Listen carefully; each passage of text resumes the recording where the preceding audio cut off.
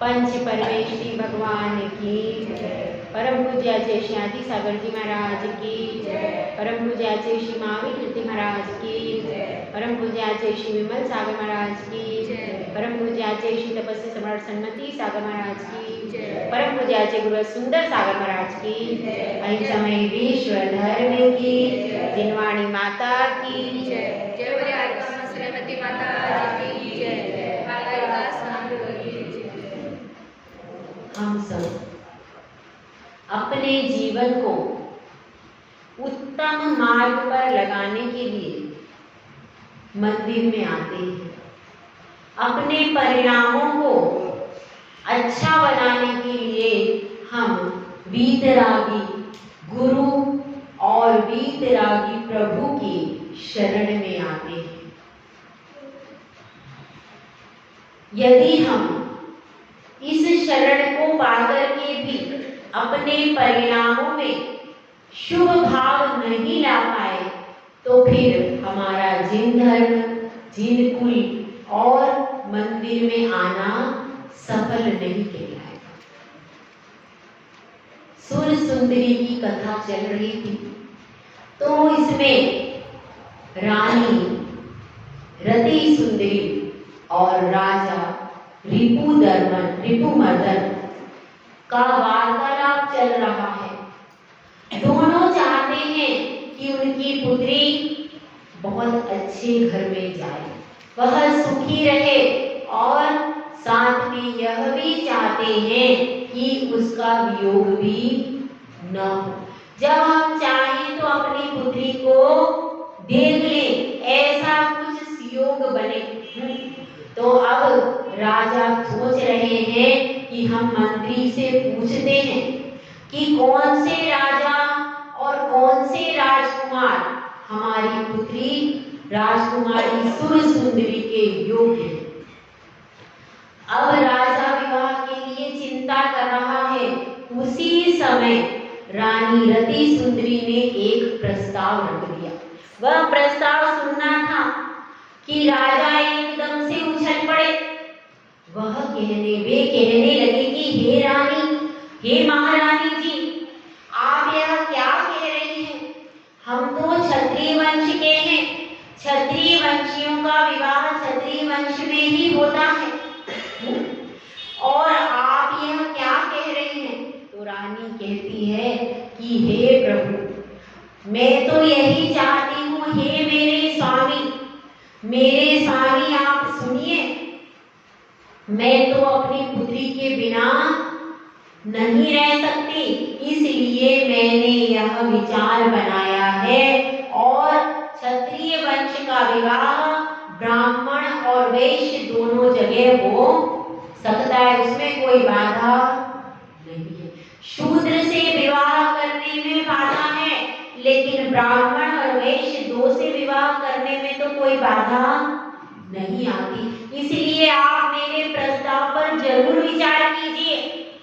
तो राजा कह रहे हैं कि हे महारानी, वह आप जिनका नाम ले रही हो वह कौन है? वह तो वणिक पुत्र है, व्यापारी है और व्यापारी में क्षत्रिय वंश के योग्य शूरवीरता कैसे आएगी? क्योंकि क्षत्रिय वंश में जो शूरवीरता होती है वह वैश्यों में नहीं हो सकती, क्योंकि दोनों का काम अलग अलग है, दोनों के गुण अलग अलग हैं और इसी आधार पर आदिनाथ प्रभु ने वर्गीकरण किया था कि जो शूरवीरता में रक्षा में आगे थे उनको क्षत्रिय नाम दिया था और जो व्यापार आदि करने में आगे थे उनको वैश्य नाम दिया था। तो उन्होंने गुण लक्षण देख करके ही वर्गीकरण किया है। तो हमारी क्षत्रिय कुल की जो रत्न है उसके लिए आप ये क्या प्रस्ताव कर रही हो? तो रानी कहती है कि हे राजन, आप तो एकदम से क्रोधित हो गए। मैं जो कह रही हूँ उसे ध्यान से सुनिए। मैं तो आपसे सिर्फ इतना कहना चाहती हूँ कि वह जो अमर कुमार है, सेठ धनावह का पुत्र अमर कुमार, वह ही मुझे अपनी पुत्री के योग्य जचता है। वह रूप में सुंदर है। और यहाँ पर देखिए उसका अमर कुमार का महल अलग बना हुआ है और सेठ का महल अलग बना हुआ है। अपार धन संपदा है, किसी भी संपत्ति की कमी नहीं है। जैसे हमारी पुत्री यहाँ महलों में रह रही है, उससे भी ज्यादा अच्छी तरह वह सेठ धनावह के महलों में रहेगी। वहां भी कोई साधारण भवन नहीं है, वहां भी महल है और अमर कुमार का महल अलग बना हुआ। ऐसी बहुत अपार धन संपत्ति है, इसलिए मैंने यह विचार किया है। और सबसे बड़ी बात कि हमारी पुत्री हमारी आंखों के सामने रहेगी। तो राजा कह रहे हैं कि हे रानी, आप गलत बोल रही हैं। तो रानी कहती है कि हे राजन, आप कह रहे हो कि शूरवीरता की आवश्यकता है, तो आप जैसे प्रजापालक शूरवीर राजा के होते हुए उस हमारे दामाद को कहाँ युद्ध लड़ने जाना है जो शूरवीरता की आवश्यकता होती है। तो महाराज फिर कहते हैं कि हे महारानी, आप अब भी सही निर्णय नहीं कर रही हो। जो प्रजा स्वयं अपने बहू बेटियों की रक्षा ना कर सके, जिस प्रजा में बिल्कुल भी शूरवीरता ना हो, उसकी तो राजा भी रक्षा नहीं कर सकता।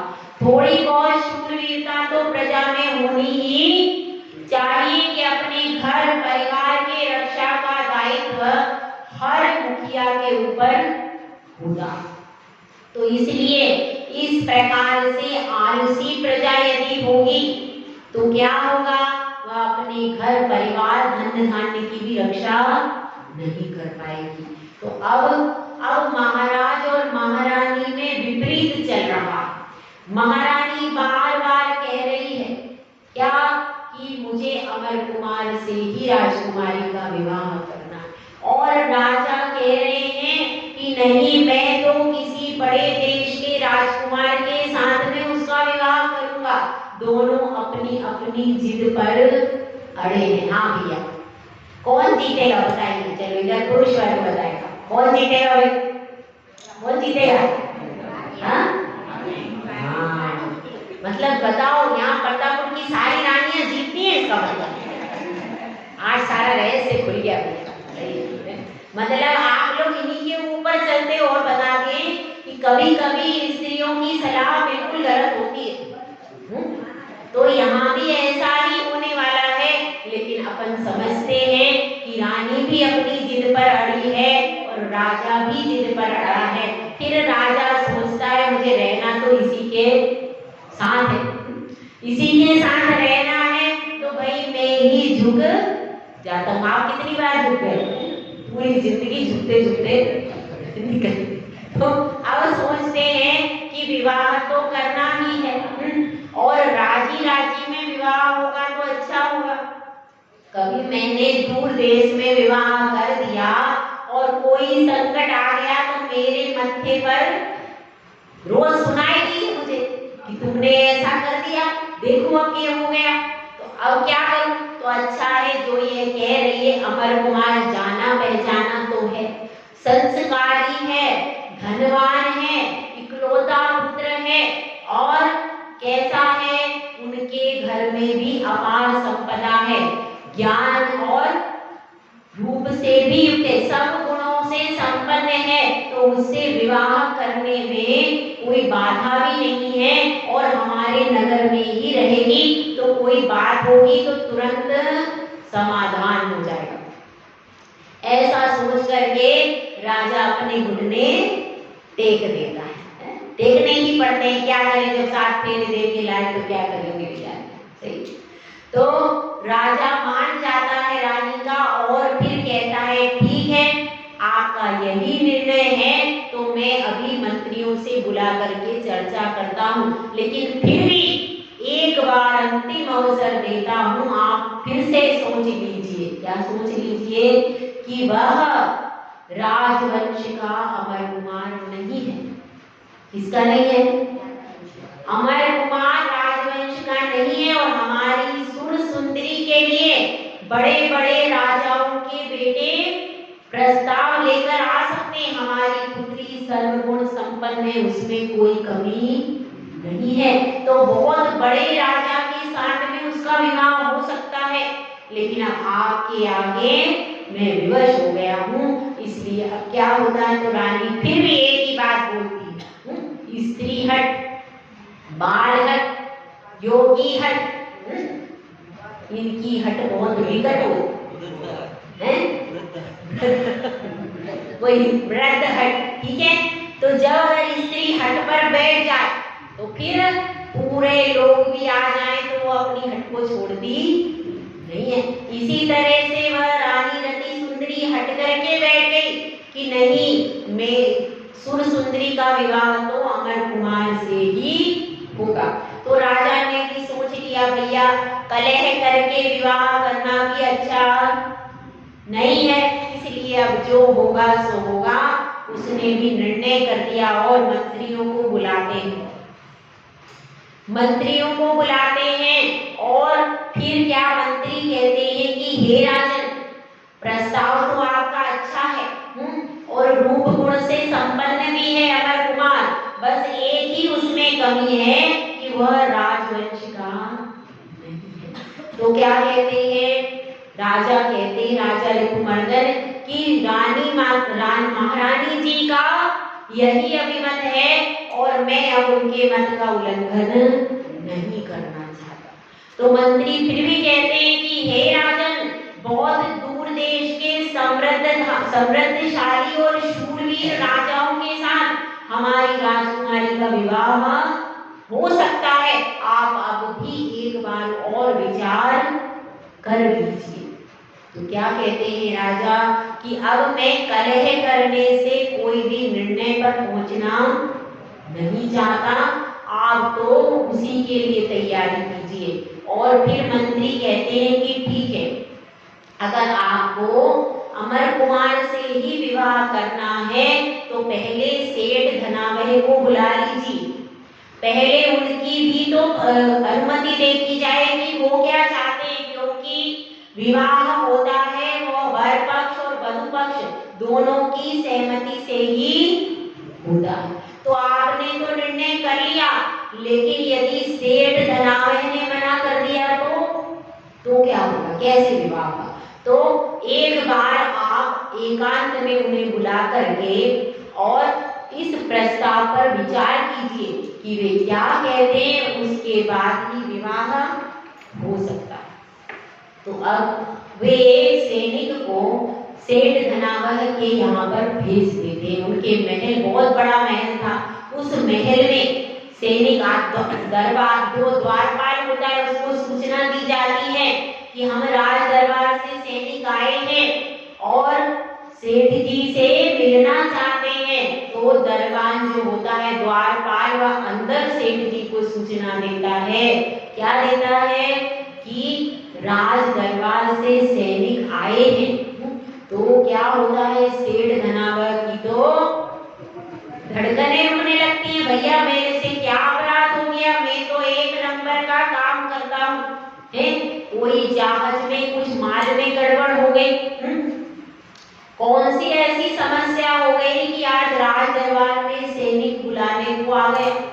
बहुत घबराता है। तो उसकी सेठानी जो धनवती है वो कहती है कि देखो आप बिल्कुल भी मत घबराइए, अब सैनिक बुलाने को आया है तो अभी किस कारण से बुलाया है यह तो पता ही नहीं है। तो अब आप बिल्कुल आत्मविश्वास के साथ राज दरबार में जाइए और जो भी समस्या होगी वह अपने सामने आएगी। यदि इस प्रकार से आप घबराकर पसीने पसीने होकर के जाएंगे और राज दरबार में आपके मुंह से कोई गलत शब्द निकल गए तो बिगड़ना भी नहीं होगा, तो भी बिगड़ जाएगा।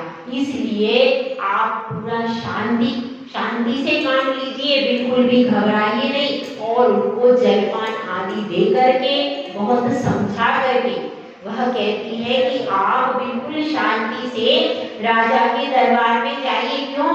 क्योंकि आपकी कोई गलती नहीं है। आपने किसी भी प्रकार से धोखाधड़ी का कोई काम कभी जिंदगी में नहीं किया। आप दानवीर हैं। आप हर प्रकार से ईमानदारी से काम करते। आपने जो टैक्स है वह भी चुकता कर दिया। कभी टैक्स का एक पैसा भी अपने पास नहीं रखा। तो इसलिए आपको भयभीत होने की आवश्यकता नहीं है। हो सकता है राजा कोई और दूसरा काम आपको सौंपना चाहते हैं या फिर आपके किसी माल के संबंध में आपसे चर्चा करना चाहते हैं, ऐसा ही कोई प्रयोजन होगा। इसलिए आप पूरी शांति से और पूरी हिम्मत से राज दरबार में जाएं। अब राजा सेठानी की बात को सुन करके आश्वस्त होता है और फिर दरबार में जाता है। अब वह दरबार में जाता है। जैसे ही सेठ धनावत दरबार में पहुंचता है, राजा कहते हैं कि एकांत चाहिए और सबको क्या कर देते हैं, सारे मंत्री दरबारी सबको एक तरफ। और अब सेठ सोचता है अब तो कोई महान विपत्ति आ गई। अभी तक तो दरबारी होते, मंत्री होते तो कुछ बात होती तो संभाल लेते। अब मैं और अकेला हूँ राजा, अब क्या करूँगा मैं? ऐसा सोच करके बड़े धीमे धीमे से आते हैं और राजा बड़े सम्मान से उनको कहते हैं कि सेठ जी आइए और आसन ग्रहण कीजिए। वह सेठ डरते डरते आसन पर बैठ जाता है। तो अब राजा उससे कहते हैं कि देखिए सेठ धनावत, आपके घर में कुशल मंगल तो है? तो वह कहता है कि हाँ महाराज, आपकी कृपा से सब कुशल मंगल है। कोई भी विपत्ति आपके होते हुए मेरे पास कैसे आ सकती है? कि जिस चंपापुरी नगरी के किले के पास आप जैसे शूरवीर बैठे हैं, वहां पर मेरे जैसे प्राणी तो निर्भय होकर के रहते हैं। आप तो महान प्रजापालक हैं। तो राजा कहते हैं कि हम एक आदेश आपको देना चाहते हैं, मगर हम सोचते हैं कि यह दोनों पक्ष बराबर होते हैं। यह एक ऐसी बात है कि जिसमें कोई भी पक्ष ऊपर नीचे नहीं होता, ऐसा हम मानते हैं। तो एक साधर्मी भाई के प्रति जो भावना होती है उसको हम व्यक्त करते हैं। तो सेठ कहता है कि आपकी जो भी आज्ञा होगी, जो आदेश होगा, हम पूरे तन मन धन से उसे पालन करेंगे। आप वो आदेश दे दीजिए। तो राजा कहते हैं कि भाई सेठ जी, आदेश की बात नहीं हो सकती, यहाँ तो बराबरी का रिश्ते की बात है। तो कहते हैं सेठ जी कि बराबरी कहाँ में कुछ छोटा सा सेठ और कहाँ आप महाराजा, हमारी और आपकी क्या बराबरी है? तो महाराज कहते हैं कि नहीं सेठ जी, प्रस्ताव ही कुछ ऐसा है। हम अपनी राजकुमारी सुर सुंदरी का विवाह आपके पुत्र अमर कुमार के साथ करना चाहते हैं। सेठ सुन करके अवाक रह जाता, उसके तो शब्द ही नहीं निकलते, बिल्कुल ऐसा हक्का बक्का होकर के खड़ा रह जाता है। उसको कुछ समझ में ही नहीं आता, क्योंकि एक राजकुमारी किसी के घर में आए, राजा माता पिता के समान होते हैं। फिर उसको थोड़ा सा समझ में आता है कि महाराज ने क्या कहा। तो वह कहता है कि हे महाराज, हम तो, आप तो हमारे माता पिता हो, आप तो प्रजापालक हो, और हम इस कार्य के योग्य कहाँ हैं? हम तो इस कार्य के योग्य नहीं है। तो वह कहते हैं राजा कि नहीं सेठ जी, आपका पुत्र अमर कुमार हर प्रकार से विद्या रूप यौवन में सुर सुंदरी के बराबर है, इसलिए यह निर्णय हमने लिया है। तो अब जब यह बात सुन लेता है सेठ, तो कहता है कि हमारा ऐसा भाग्य, पता नहीं अमर कुमार ने कितना पुण्य किया होगा जो कि ऐसी राजकुमारी उसके भाग्य में लिखी है। और राजकुमारी तो साक्षात लक्ष्मी है और सरस्वती भी है। वह हमारे घर की बहू बनेगी तो कौन आती हुई लक्ष्मी को मना करेगा? कौन ऐसा मूर्ख होगा जो आती हुई लक्ष्मी को मना करेगा? वह तो साक्षात लक्ष्मी है और आपकी यह आज्ञा हमें शिरोधार्य। जब ऐसी बात हो जाती है तो दोनों तरफ से शहनाइयां बजने लगती हैं और राजा ज्योतिषी को बुलाते हैं। ज्योतिषी को बुला करके और कहते हैं कि मुहूर्त दिखवाइए। अब ऐसा पहले नहीं होता था कि फोटो देख लो, यह कर लो, वह कर। वैसे दोनों एक दूसरे को पहचानते थे, लेकिन दोनों को नहीं पता था कि हमारा आपस में विवाह निश्चित हो गया। वह सब बाद में, जब हम दोनों माता पिता सेटिंग कर लेंगे, उसके बाद उन्हें पता चलता है कि हमारा विवाह निश्चित हो गया। तो क्या हो जाता है, जोर शोर से तैयारियां की जाती हैं और राजकुमारी का विवाह है तो साधारण स्तर पर तो हो गई, बहुत जोर शोर से तैयारियां की जाती हैं और उधर सेठ धनावह भी धन को लुटा देता है। उसका भी एक ही बेटा था, उसके बाद भी धन संपत्ति की कोई कमी नहीं थी। दोनों तरफ से बहुत सुंदर सुंदर रत्नों के चोक पूरे जाते हैं, रत्नों की मालाएं, रत्नों के हार, बहुत सारी सामग्री। और इधर देखिए, जो उनकी सेठानी को पता चलता है तो सेठानी कहती है, अहो आज का कितना शुभ दिन है, हे परमपिता परमात्मा, आज मैं धन्य हो गई जो तुमने ऐसा दिन दिखाया। मेरे पुत्र अमर कुमार का विवाह राजकुमारी सुर सुंदरी से हो रहा है और वह राजकुमारी भी लेकर के आएंगे और साथ में बहुत सारा द्रव्य भी लेकर के आएंगे। हे परमात्मा, आपकी बहुत बड़ी कृपा है जो ऐसा शुभ दिन दिखाया है। और क्या हो गया, भांवरे पड़ रही है। भांवरे पड़ी आप लोगों की? कब पड़ी थी? इतने साल हो गए। तो उनकी दोनों की भांवरे पड़ रही हैं और मंगल गीत, सखियां मंगल गीत गा रही हैं और बहुत बड़े उत्सव में, बहुत सुंदर सुंदर वस्त्रों में, बहुत अच्छे अच्छे आभूषणों से सुर सुंदरी को सजाया गया है। तो वो पहले से ही बहुत सुंदर थी और इतने सुंदर सुंदर आभूषणों से सजाया गया तो और भी ज्यादा दीप्तिवान उसका चेहरा लग रहा है, बहुत सुंदर। इसी प्रकार से बहुमूल्य वस्त्रों से इसको सजाया जा रहा है अमर कुमार को, और दोनों को देख करके ऐसा लग रहा है कि दोनों ये जोड़ी एकदम अच्छी लग रही, सबकी आंखों को अच्छी लग रही है। तो अभी क्या है, फेरे लग रहे हैं, समय हो। अब वो फेरे लग रहे हैं, इधर धनवती जो है वो इंतजार कर रही है कि कब मेरा पुत्र आएगा, कब मैं बहू को देखूंगी, क्योंकि पहले जो माताएं थी वो विवाह में नहीं जाती थी, अब जाने लगी। पहले नहीं जाती थी, पहले तो केवल पुरुष वर्ग जाते थे बारात लेकर के, महिलाएं नहीं जाती थी। और महिलाएं घर पर ही बहू के स्वागत की तैयारी करती हैं। तो अमर कुमार का जो महल था उसको विशेष रूप से सजाया जा रहा है, जगह जगह रत्नों से रंगोली बनाई जा रही है, पूरे महल को फूलों से, तरह तरह की मालाओं से बहुत सुंदर सजाया जा रहा है। क्यों? घर में नई बहू आ रही थी, तो उस बहू के स्वागत के लिए। और जो सेठानी जी हैं बहुत अच्छे से तैयार होकर के दरवाजे पर बैठी हुई हैं। क्यों? क्योंकि कब संदेशा आएगा, कब मेरा बेटा राजकुमारी बहू को लेकर के आएगा, उनको बहुत इंतजार कर रही हैं। और इधर देखिए, अब विदाई का समय आ गया है।